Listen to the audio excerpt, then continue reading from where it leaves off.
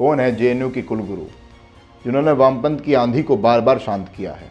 वैसे भी जिनके नाम में ही शांति हो, आखिर उन शांति श्री जी के सामने वामपंथ का एक्सट्रीम लेफ्टिस्ट एजेंडा कहाँ ही टिक पाने वाला है। दोस्तों, जेएनयू में अब चाहे वामपंथी विचार वाले चाहें या फिर ना चाहें, उन वामपंथी विचारधाराओं वालों को महिला का सम्मान किसी भी हालत में करना ही होगा, क्योंकि जेएनयू की पहली महिला कुलपति जो कि स्वयं शांति श्री धुलीपुड़ी जी हैं, इनके नाम के आगे पंडित भी लगता है और इनका विचार भी बिल्कुल पंडितों जैसा है, क्योंकि सनातन संस्कारों को ये काफ़ी मानती है। इन्होंने कुलपति के पद का नाम बदलकर कुलगुरु का दर्जा देने का प्रस्ताव सामने रखा है।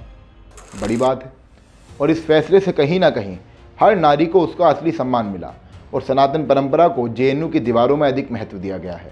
इसलिए आज मैं आप सभी के सामने जेएनयू की महिला कुलगुरु शांति श्री धुलीपुड़ी जी के राष्ट्रवादी प्रयास को डिकोड करने वाला हूँ।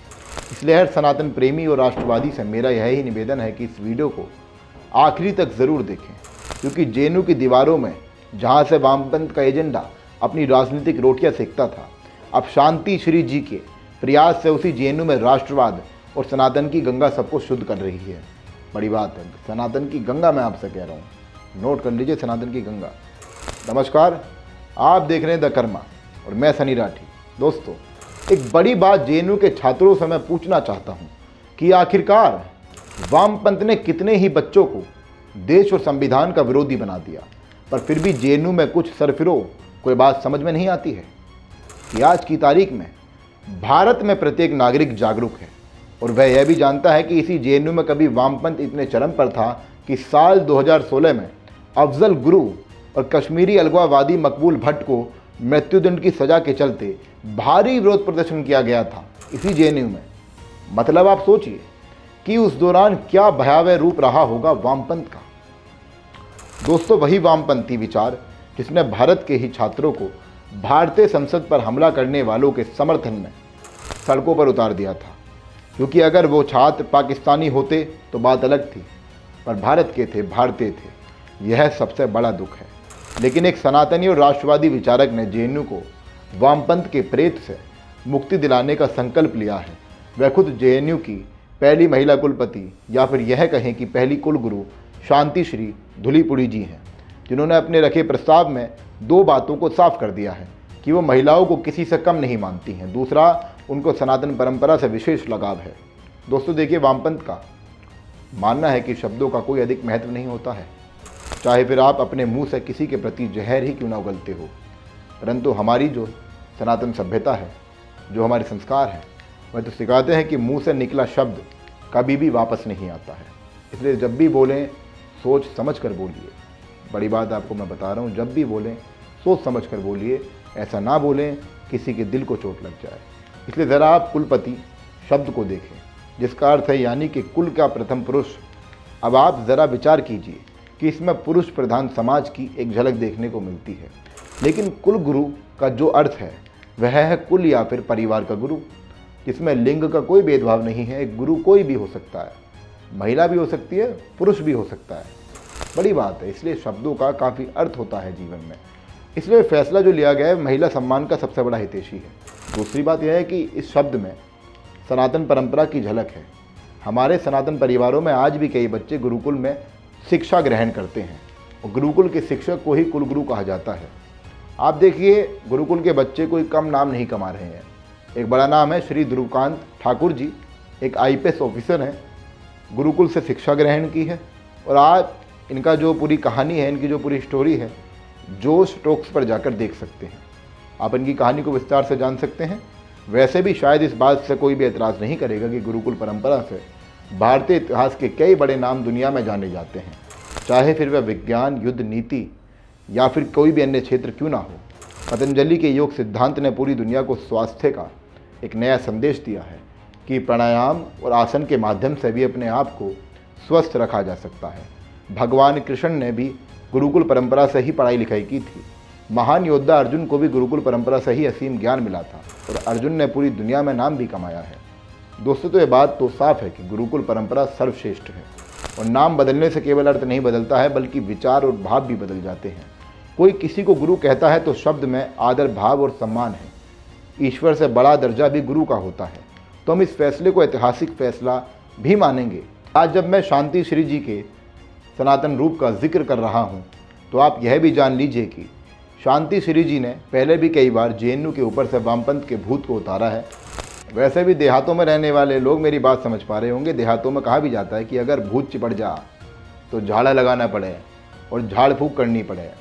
और शांति श्री जी ने तो झाड़ू चलाई है।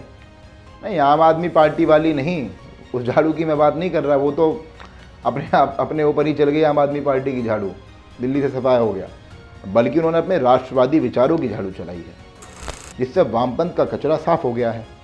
दोस्तों, मैं ज़रा आपको बता देता हूं कि जिस जेएनयू में ही वामपंथी विचार को एक आम क्रिया के लिहाज से बताया जाता रहा है, उसी जेएनयू की धरती से शांति श्री जी ने मुगलों के इतिहास पर एक गहन विचार कई बार प्रकट किया है। उन्होंने चिंता भी व्यक्त की थी दक्षिण भारत की रहने वाली शांति श्री जी को आखिरकार चोल साम्राज्य का इतिहास क्यों नहीं पढ़ाया गया। वो राष्ट्रवादी इतिहास की एक बड़ी हितैषी हैं और यह बात बड़ी अच्छी है सनातनियों के लिए भी, राष्ट्रवादियों के लिए भी। इसलिए वामपंथियों का सबसे बड़ा काल भी है।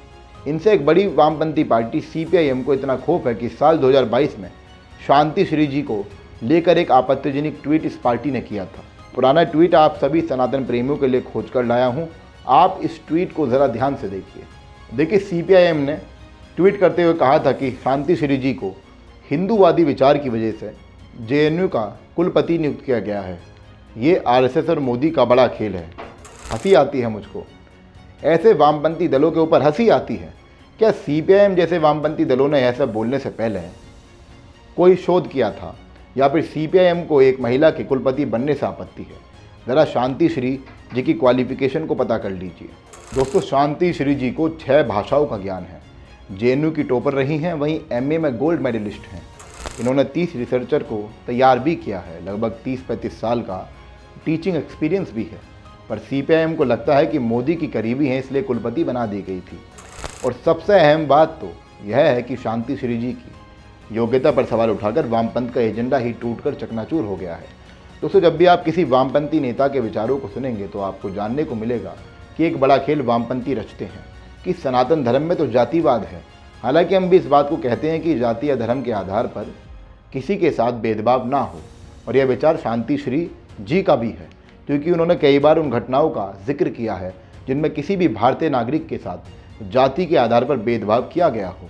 तो मतलब बात साफ है कि वामपंथी यह नहीं चाहते हैं कि जेएनयू में राष्ट्रवाद के लिए दरवाजे खोल दिए जाएं। इस बात को सुनकर आप हैरान बिल्कुल मत होना, क्योंकि वामपंथ के 2 चेहरे हैं। जितने भी वामपंथी नेता हैं, एक एक के बयानों को आप सुनेंगे तो आपको सामाजिक न्याय का सिद्धांत तो देखने को नहीं मिलेगा, बल्कि तुष्टीकरण आप देख सकते हैं। क्योंकि भारत अगर एक पंथ निरपेक्ष देश है तो एक ही धर्म वामपंथ का टारगेट क्यों है?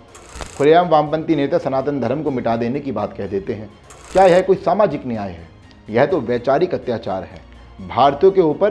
क्योंकि अगर एक महिला कुलगुरु बन जाएगी जेएनयू की, तो इससे बड़ा महिला सम्मान क्या ही होगा।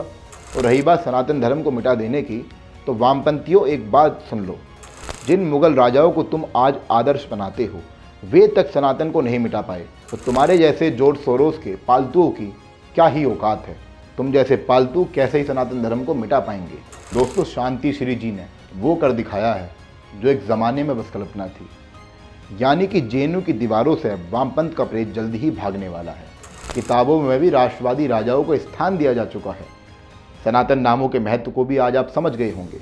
इसलिए ज़रूरी हो जाता है शांति श्री जैसी एक साक्षात सनातनी देवी के ऊपर वीडियो बनाना। आशा यह भी है कि आप अगर नास्तिक ही क्यों ना हो, पर आपको भी अगर देश से प्रेम है तो ये वीडियो पसंद आया होगा। तो ज़रूर, अगर ऐसा है तो बिल्कुल भी समय व्यर्थ ना करें। आप अपनी राय कमेंट ज़रूर करें। आपसे मैं वादा करता हूं कि राष्ट्र और धर्म के प्रति समर्पित हमारी कलम की स्याही सदैव चलती रहेगी। इसके लिए आप अपना योगदान और जिम्मेदारी निभाते हुए हमारे चैनल द कर्मा को भी सब्सक्राइब कर लीजिए। धन्यवाद। फिर मिलेंगे द कर्मा के एक ऐसे ही वीडियो में। तब तक के लिए जय सिया राम, जय हिंद।